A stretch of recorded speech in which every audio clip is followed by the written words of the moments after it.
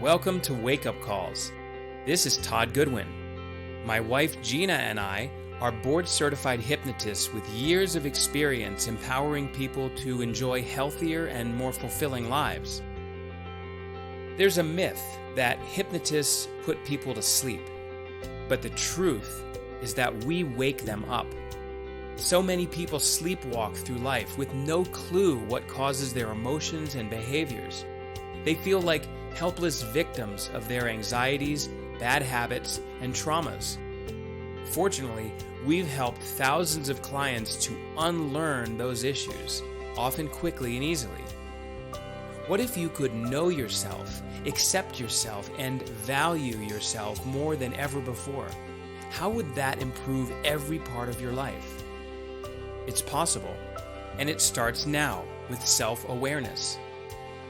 Our mission is to help you to wake up so you can think better, feel better, and do better. Podcast topics range from health and wellness to relationships to human behavior and psychology. Our conversations are always informative, often controversial, and sometimes entertaining. Get ready. It's time to wake up. Hey! Hey! Welcome to your next episode of Wake Up Call. Today's episode is called We're Breaking Up. Sort of. How many times has it happened where you or someone you know broke up with someone or went through a breakup just to get back together, especially after all the crap they talked about the person they were with? Sure. And then they get back together.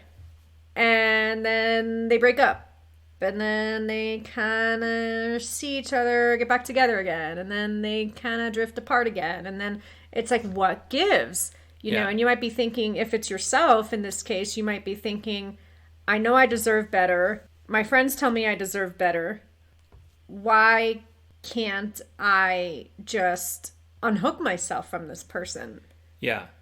Well, and you make a good point about the hook, because I've had many clients, I know you've had some as well. Either they were aware they had this problem and they said, I need help getting over this person, or I need help to really break up with this person because they've broken up, gotten back together, broken up, gotten back together several times.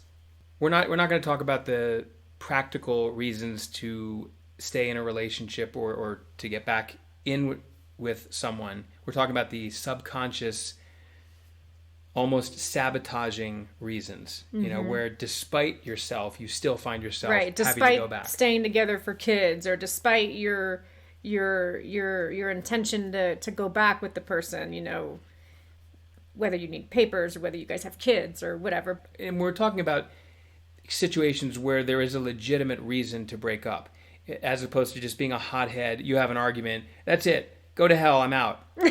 You know, let's just say, if you believe in hell. Right. But let's just say that there's a legitimate reason. Let's just say the guy has cheated several times or is abusive. These are extreme examples. Or he's just really boring, or he's an idiot. I'm beating up on the guy here. The woman, she's just a whore, and she's stupid. She does nothing. And she just sits around all day and uses the man for whatever, you know, her own gain. His resources, right. So whatever the case is, and then the other person gets fed up and says, you know what, I've decided we need to break up, and that's it. But the person who makes the decision to break up very often has second thoughts about it afterwards, and we're talking about that here. A big reason is emotional, and emotions and chemicals can play into our emotions, and you can talk about that for a second, Todd. But one of the thing is, the big thing that, especially with clients, when I talk to them and I say, honestly, what is one of the biggest things that you keep running back for? And they say the sex is unbelievable. Yeah. And so you have to break that addiction almost. Sure. Or compulsion. Yeah. Right? Well, for sure. It's definitely an emotional addiction or psychological dependency. And the brain chemistry is a part of that. Whether it's dopamine, serotonin, oxytocin, all these different things that are related to preparing to be with someone or anticipating being with someone that you are infatuated with or attached to. And being with that person and all of the emotion that goes with it. So on some level, people do go through chemical withdrawal when they're no longer around that person. Well, just like you mentioned in our previous episode, why is it so hard to say goodbye? When you feel low, you need to feel high. Right. So if you need your hit, Yeah. you're going to call them up and say, hey, want to come over? I know we're broken up, but and that's another thing you might miss is the support, like snuggling with someone or even if it's not physical, emotional support, having someone be there for you. I think another big reason is your comfort zone, at least you know what you're getting, right? That's one excuse. Oh, well, at least I know what I'm getting.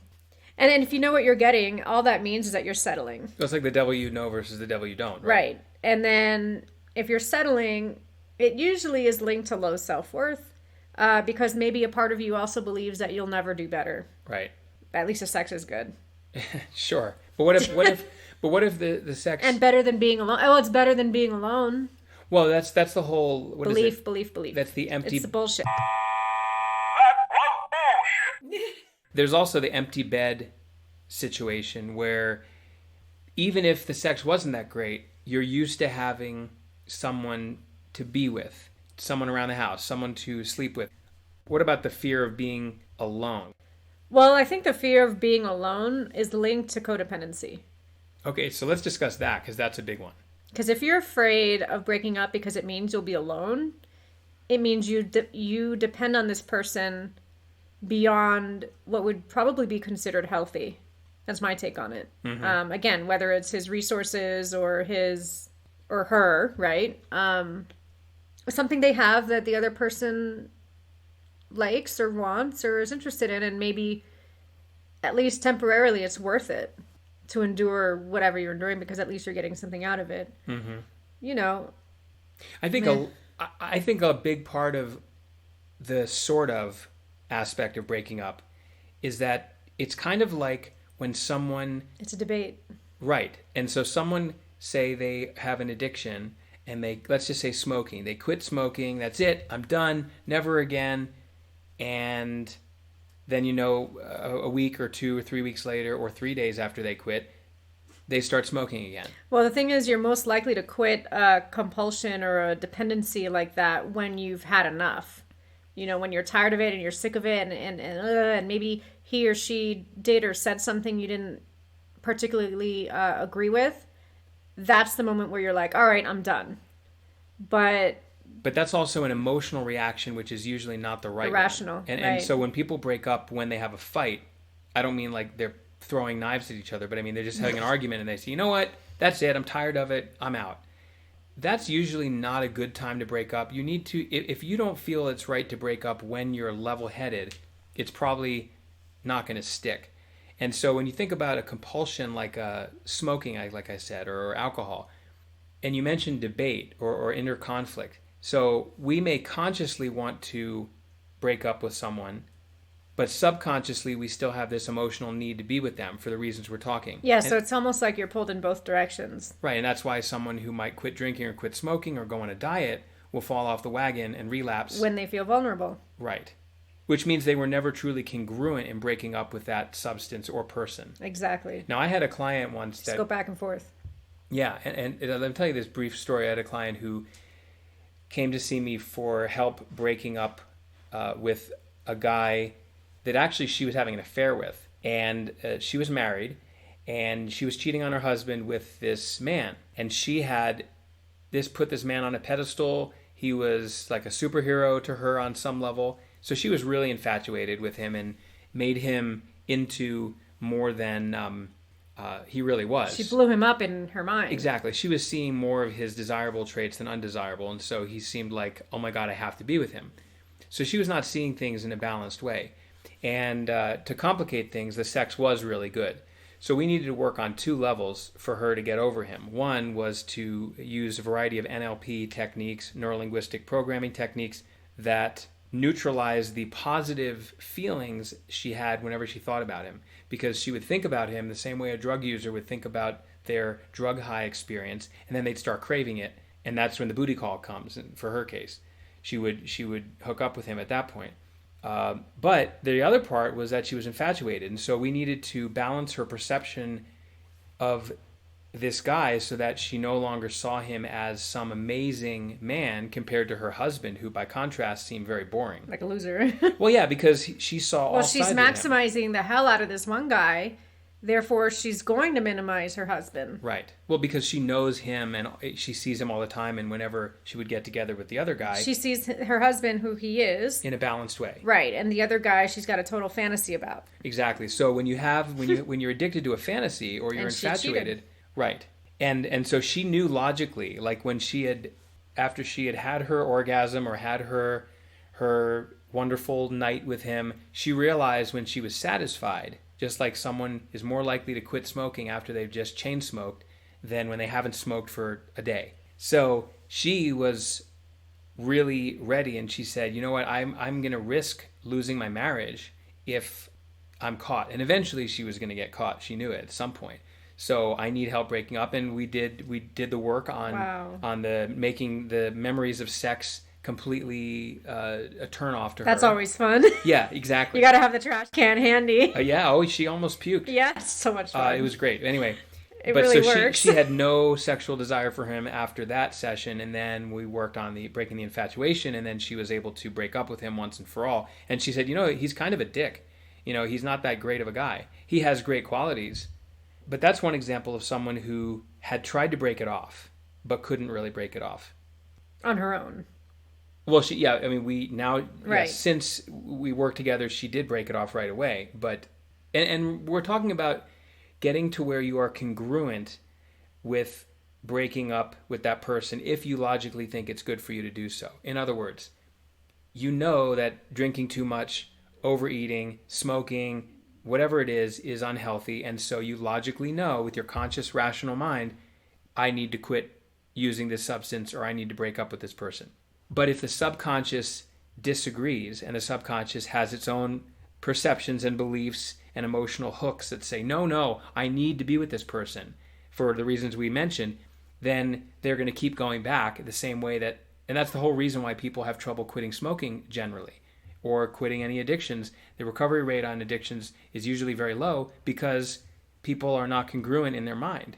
It's also important to love yourself enough to leave. Ooh, that's a good one. Love yourself enough to leave the relationship, especially abusive relationships, because it can get dangerous. Yep. This is reality. Right. But this is where rational lies come in. When lies people rationalize. Exactly. They rationalize and say, well, but, I can't leave because he beats me and he's an alcoholic, so I need to be around because he needs me. Right. Or I need to save him. He could die from alcoholism if I'm not around. Or he really... So it's truly like just ego gratification.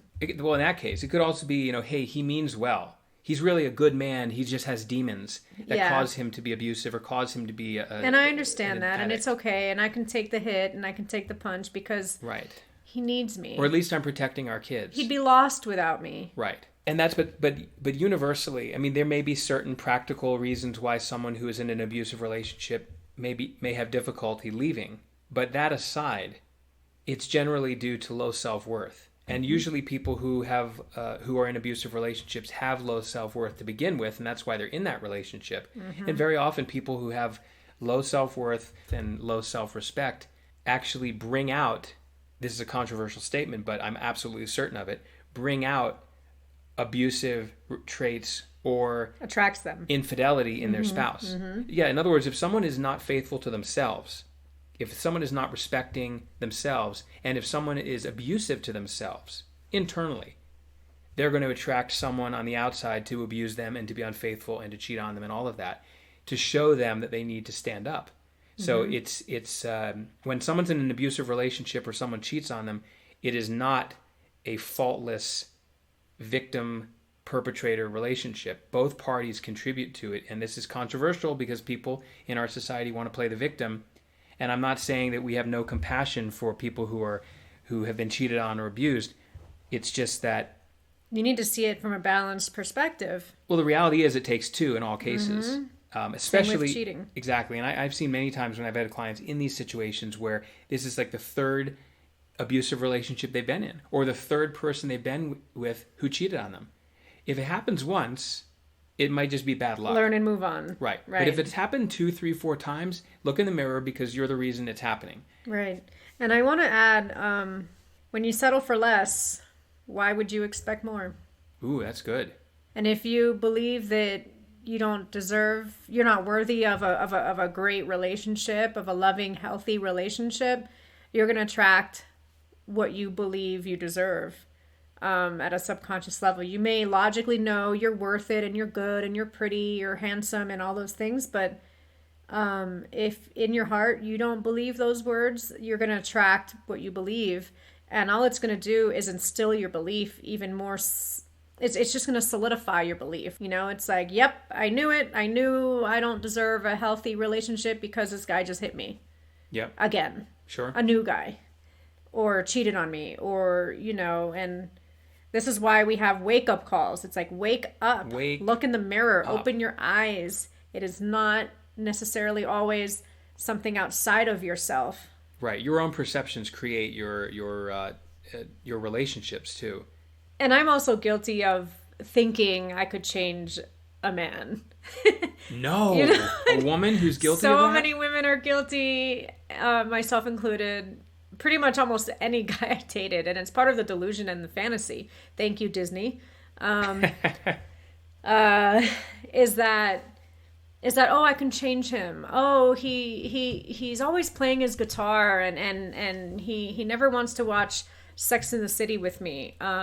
I'm going to change that, right? Yeah. And good luck, because clearly if he's playing guitar all the time, that's one of his biggest core values. And if he doesn't value gossip and women who have problems on Sex in the City, funny, yet, you know, maybe for him it's mindless. Good luck trying to change him. It's also lack of acceptance of the other person as they are, because you're attached to how you want them to be. Right. So thinking you can change someone else's core values is delusional. Sure. Because what they're doing is they're showing you their cards, but you keep thinking they're going to change. But you're only fooling yourself. So They aren't fooling you. You're fooling yourself. Exactly. I guess you would say, right, Todd, that it's an emotional compulsion to stay in a relationship that's dysfunctional.